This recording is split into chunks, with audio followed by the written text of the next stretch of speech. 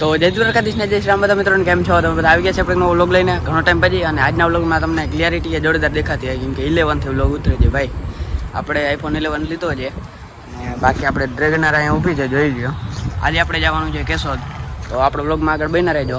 બાકી તો શું શું હશે મેં ખબર પડી જશે. મિત્રો આપણે મંદિરે પૂગી ગયા છે, તો પહેલાં બધા મંદિરના દર્શન કરી લઈ, પછી ઓલા મંદિરના દર્શન કરી લઈશું.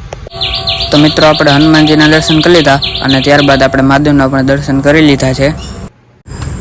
તો મિત્રો પછી આપણે ગામમાં કામ આવી ગયું હતું, તો તમારો ભાઈ ગામમાં વયો ગયો હતો. અને બાકી તો તમે જોઈ શકો છો પેડા લઈ લીધા છે આપણે શ્રી રામના. મિત્રો આપણે ડ્રેગનારાયણ પડી છે અને હવે આપણે જવાનું છે કેશોદ. બાકી આ તમે જોઈ શકો છો દ્વારકા વાળો હાઈવે છે. બાકી મિત્રો હવે આપણે રસ્તો ઘણો કાપીને કેશોદ મૂકી ગયા છે અને પહેલાં જ આપણે કેટા પકડા મળી ગયા છે, જોઈ શકો છો તમે. તો આપણે આવડ માતાજીના દર્શન કરવા આવી ગયા છે મિત્રો. ગાર્ડન ને એવું કરી નાખ્યું છે, જોઈ લો તમે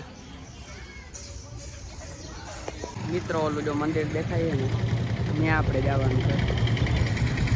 ફાઇનલી આપણે મંદિરે પૂગી ગયા છીએ, જોઈ લ્યો. મહાદેવના દર્શન કરી લ્યો. હુમલેશ્વર મહાદેવ નામ છે મહાદેવનું. બાકી અહીંયા આંબા વાવ્યા છે, જોઈ લ્યો. હલાઈ નાખીમાં મિત્રો આપણે કેશોદ અટાણે છે.